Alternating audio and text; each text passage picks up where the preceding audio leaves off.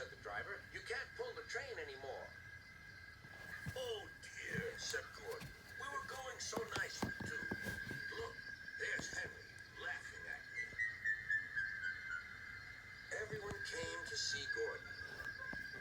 Said Sir Topham Hatt. These big engines are always causing me trouble. Send for another engine at once. While the conductor went to find one, the uncoupled Gordon had enough puff to slink onto the siding out of the way.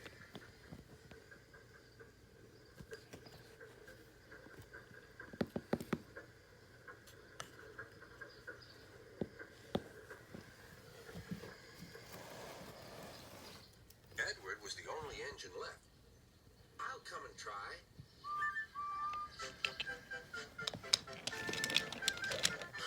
Said Gordon. That's no use. Edward can't push the train.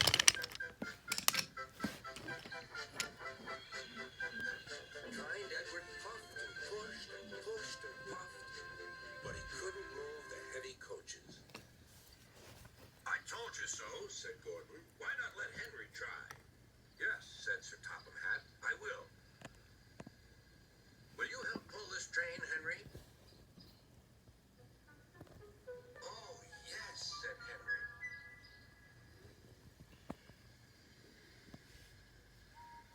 When Henry had got up steam, he puffed out.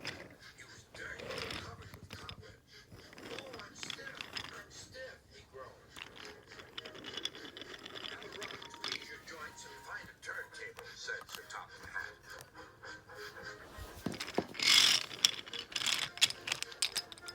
When Henry came back, he felt much better. Then they coupled him up. Beep, beep, said Edward. I'm ready.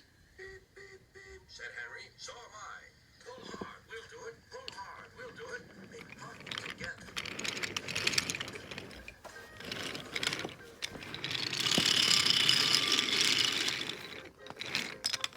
We've done it together, said Edward. You've done it, hooray, sang the coaches. Everyone was excited. Sir Topham looked out the window to wave at Edward and Henry. But the train was going so fast that his hat blew off into a field where it rotated for tea.